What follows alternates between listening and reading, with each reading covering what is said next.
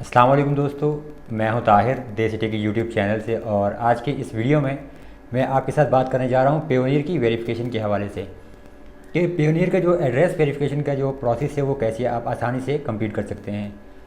अच्छा, एक चीज़ और बता दूं कि देखिए, बाज़ का तो ऐसा होता है कि नए अकाउंट में थोड़े से इश्यूज़ आते हैं, लेकिन ऐसा नहीं है कि अगर आपका अकाउंट पुराना चल रहा है तो पेयोनियर आपसे डॉक्यूमेंट्स नहीं मांगेगा। अब मेरा जो अकाउंट है तकरीबन ये 7 साल पुराना अकाउंट है, और इसमें भी जो वक्तन फ़वक्तन पेयोनियर जो है मुझसे मुख्तलिफ़ किस्म के डॉक्यूमेंट्स मांगता रहा है।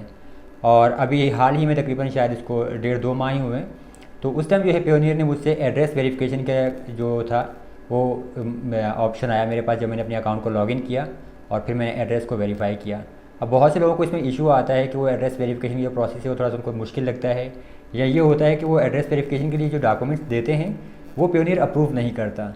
तो अब मैंने जो डॉक्यूमेंट्स दिए थे पेयोनियर ने वो डॉक्यूमेंट्स अप्रूव कर दिए थे, तो मैं आपको दिखा देता हूँ और तरीका भी बताया था हूँ कि किस तरीके से आप आसानी से जो है अपने एड्रेस को वेरीफाई कर सकते हैं, और आपको कैसे पता चलेगा कि आपको जो पेयोनियर में एड्रेस कौन सा है या उसको अगर चेंज करना हो तो वो भी आप आसानी से कर सकते हैं।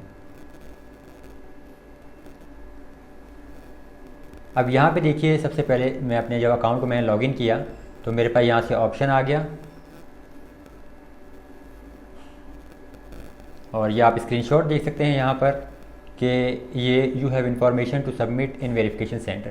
तो ये आपके पास इस तरीके से ऑप्शन आता है, और मेरे ख्याल से आपको ईमेल भी आएगी। मुझे याद नहीं कि मुझे ईमेल आई थी कि नहीं आई थी, क्योंकि मैंने अकाउंट लॉगिन किया था तो मेरे पास ये आ गया था, और एप्लीकेशन में भी जब मैंने लॉगिन किया था तो वहाँ पर भी मेरे पास ये ऑप्शन आ रहा था वेरिफिकेशन के हवाले से। तो यहाँ पे एड्रेस वेरिफिकेशन का जो प्रोसेस था वो कंप्लीट करना था मैंने।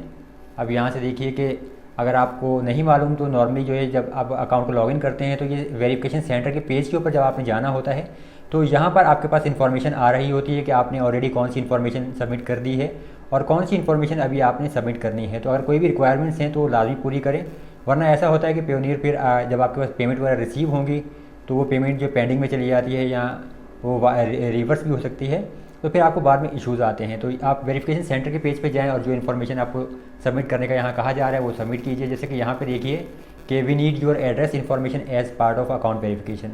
अभी मेरा अकाउंट तकरीबन 6-7 साल पुराना अकाउंट है, और अब जाके जो है पेयोनियर ने मुझसे एड्रेस वेरिफिकेशन का कहा, तो ये चीज़ ध्यान में रखिए। और इसमें एक चीज़ और थी कि देखिए, जो आपने एड्रेस वेरिफिकेशन का जो प्रोसेस देना है तो इसमें एक चीज़ क्लियरली लिखी हुई है, please submit documents that has been issued in past 3 months. यानी कि पिछले 3 महीनों के दौरान जो डॉक्यूमेंट्स इशू हुए हैं वो डॉक्यूमेंट्स ही आप सबमिट करेंगे। फिर से आगे और है कि और past 12 month for a government issued ID.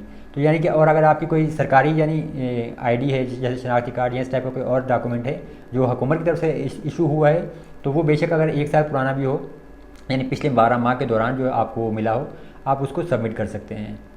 तो ये यहाँ से ऑप्शन आ गया। आप नेक्स्ट पे देखिए कि यहाँ से ये मेरे पास ये ऑप्शन था एड्रेस वेरिफिकेशन का, और यहाँ मुझे ये इन्फॉर्मेशन आ रही थी कि ये चीज़ें मुझे सबमिट करनी पड़ेंगी। और मज़ीद आपको मैं दिखा दूँ कि सबसे पहले देखिए यहाँ से सेटिंग्स में अगर आप जाते हैं तो ये प्रोफाइल सेटिंग्स के पेज पे आप जाएँ, ये देख लीजिए। ठीक है, प्रोफाइल सेटिंग के पेज पे आपके पास यहाँ पे आपका नाम, ईमेल और आपका एड्रेस यहाँ पर शो हो रहा होता है। तो एक चीज़ ध्यान में रखिएगा, जो एड्रेस आपने यहाँ पर दे रखा है तो वही एड्रेस आपका यहाँ पर होना चाहिए। ये चीज़ बिल्कुल ध्यान में रखिए। ऐसा ना हो कि आप जो है डॉक्यूमेंट सबमिट करें, बैंक डॉक्यूमेंट या कोई और भी, तो उस पर एड्रेस डिफरेंट हो और आपके पेयोनियर की जो अकाउंट में जो आपका एड्रेस हो वो अलग हो, तो फिर आपका एड्रेस जो है वो एक्सेप्ट नहीं होगा, डॉक्यूमेंट्स रिजेक्ट हो जाएंगे। तो ये चीज़ ध्यान में रखिएगा।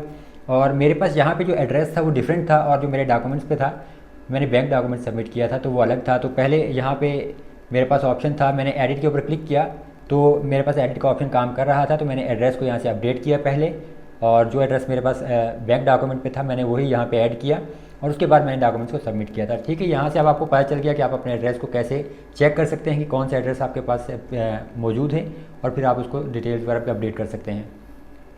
अब इसके बाद यहाँ से देखिए, जो वेरिफिकेशन के हवाले से अगर बात की जाए तो 4 टाइप के डॉक्यूमेंट हैं। देखिए, एक तो है यूटिलिटी बिल इन रेंटर्स नेम, यानी कि अगर आप किराएदार हैं और आपके नाम पर कोई बिल वगैरह आता है, गैस का, बिजली का, टेलीफोन का या कोई दूसरा, आप वो दे सकते हैं। बैंक डॉक्यूमेंट, यानी अगर आपका बैंक अकाउंट बना हुआ है तो आप बैंक से जाएँ और बैंक स्टेटमेंट निकलवाएँ अपनी, और उसके ऊपर आपका एड्रेस भी मेंशन होता है तो वो आप ले लें। मैंने बैंक स्टेटमेंट ही यूज़ की थी। इसके अलावा आपके पास रेंटल एग्रीमेंट और यूटिलिटी बिल इन ओनर्स नेम है, यानी कि अगर आपके नाम पर जो है आपके घर का बिल है तो आप वो भी दे सकते हैं। और अगर नहीं भी है तो फिर थोड़ा सा जुगाड़ तो आपको करना ही पड़ता है, क्योंकि हमारे यहाँ हर बंदे के नाम पे तो नहीं होता, तो जुगाड़ कर सकते हैं आप। अब बाकी मज़ीद यहाँ कुछ कहना नहीं चाहता इसके हवाले से। अच्छा देखिए, मैंने जो डॉक्यूमेंट सबमिट किया, एक चीज़ मैं आपको बता दूँ, यहाँ पे देखिए जब मिज़ान बैंक की जो बैंक स्टेटमेंट मैंने निकलवाई थी और मैंने इस तरह से सबमिट की थी, देखिए पीछे ये जो खाकी कलर का लिफाफा है जो भी इसको कहते हैं, वो लिफाफा मैंने रखा, बिल्कुल वाज़ेह यहाँ पे नज़र आ रहा है। और फिर जो यहाँ पे देखिए ये जो बैंक स्टेटमेंट के जो पेज था वाइट वाला, वो मैंने पूरा, इसमें आपको स्टैंप भी नज़र आ रही है और ये पूरा जो था, तो ये स्टेटमेंट मैंने इस तरीके से सबमिट किया था। और इसमें ऐसा हो सकता है कि देखिए अगर आपने फ़र्ज़ करें कि सिर्फ ये जो आपकी बैंक स्टेटमेंट है, आप इसको ही जो इसकी फ़ोटो खींच के अगर अपलोड करें तो हो सकता है वो रिजेक्ट कर दें, क्योंकि मेरे साथ ये हुआ था। मैंने जब सिर्फ ये स्टेटमेंट अपलोड की तो वो एक्सेप्ट नहीं हुई, वो रिजेक्ट हो गई थी। लेकिन जब ये पीछे जो आपको लिफाफा नज़र आ रहा है मीज़ान बैंक वाला, ये खाकी कलर का जो है, जब इसको पीछे रखा मैंने, इसके ऊपर बैंक स्टेटमेंट रख के और फिर मैंने फ़ोटो खींच के अपलोड की, तो ये एक्सेप्ट हो गई थी और फिर मेरा अकाउंट जो था उसमें इशू नहीं आया। अब यहाँ पर आप देख लीजिए कि ये बैंक डॉक्यूमेंट जो है अंडर रिव्यू है। और एक चीज़, पेनियर में काफ़ी लोगों को ये इशू आता है, मुझसे पूछा भी है लोगों ने कि उन्होंने जैसे डॉक्यूमेंट्स अपलोड किए हैं लेकिन वो जो वेरीफाई नहीं हुए। तो अब अगर यहाँ पे आप देखिए मेरा जो बिज़नेस प्रोफाइल है ये 6 सितंबर 2018 की तारीख है, अभी तक अंडर रिव्यू है। फिर जो है ग्लोबल पेमेंट सर्विस क्वेश्चनरी जो है वो भी अभी तक अंडर रिव्यू है, हालांकि तकरीबन 2 साल हो चुके हैं इसको सबमिट किए हुए। इसके अलावा जो नेशनल आईडी है ये देखिए अप्रूव हो चुकी है। फिर नेशनल आईडी जो दूसरी मैंने अपलोड की 24 सितंबर 2020 को, ये भी अप्रूव हो गई। और फिर यहाँ पे जो मैंने बैंक डॉक्यूमेंट सबमिट किया था तो वो भी अंडर रिव्यू था, बाद में ये अप्रूव हो गया, तो ये लेटेस्ट स्क्रीनशॉट नहीं है, तो वो अप्रूव हो चुका है। तो बैंक डॉक्यूमेंट जो है इस तरीके से अप्रूव हुआ। तो इस तरीके से जो है आप आसानी से अपने डॉक्यूमेंट्स वगैरह जो है सबमिट करके ये अपने अकाउंट का जो पेयोनियर अकाउंट का जो एड्रेस है इसको अप्रूव करवा सकते हैं। और अगर आप पेपाल यूज़ करते हैं और पेपाल भी आपसे अगर कोई डॉक्यूमेंट्स वगैरह मांगता है वेरिफिकेशन के हवाले से तो आप वो भी कर सकते हैं, इसका इशू नहीं है।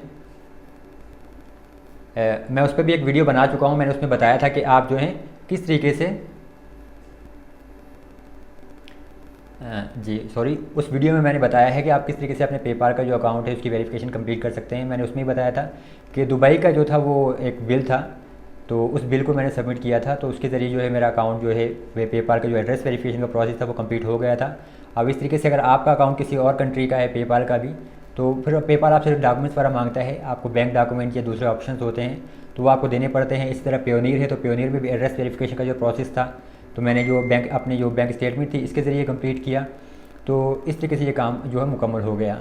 और इसके अलावा जो है मज़ीद अगर कोई आपके सवाल हैं पेपाल या पेयोनियर के हवाले से तो आप मुझसे सवाल कर सकते हैं, कमेंट्स में ज़रूर ऐड कीजिए। इंशाल्लाह मैं बहुत जल्द आपको रिप्लाई करूँगा, कोशिश करूँगा। और मेरी कोशिश होती है कि तकरीबन मैं सेम डे ही रिप्लाई करूँ, क्योंकि अभी मेरा चैनल को बहुत ज़्यादा बड़ा नहीं है तो उतने ज़्यादा कमेंट्स भी नहीं होते और मैं तकरीबन सेम डे ही या कुछ ही देर में रिप्लाई कर देता हूँ। इसके अलावा अगर आप पेपाल या पेयोनियर वगैरह की जो सर्विस हासिल करना चाहते हैं, आपको कुछ डॉलर की ज़रूरत है, ऑनलाइन कुछ आप ख़रीदारी वगैरह करना चाहते हैं, या आपको पेपाल से जैज़ कैश या इजी पैसा में एक्सचेंज सर्विस चाहिए, या ऑनलाइन पे अगर आपको कुछ सॉफ्टवेयर ख़रीदना है, कोई डोमेन वगैरह या होस्टिंग वगैरह की रजिस्ट्रेशन करनी है, तो उसके लिए भी जो है आप मुझसे रब्ता कर सकते हैं, मैं ये सर्विसेज भी देता हूँ। वीडियो देखने का बहुत शुक्रिया। अगर वीडियो आपको पसंद आई तो इस वीडियो को जो है लाइक कीजिए, शेयर कीजिए अपने दोस्तों के साथ और चैनल को भी सब्सक्राइब जरूर कीजिए। मैं हूँ ताहिर, देसी टेकी चैनल से। अल्लाह हाफ़िज़।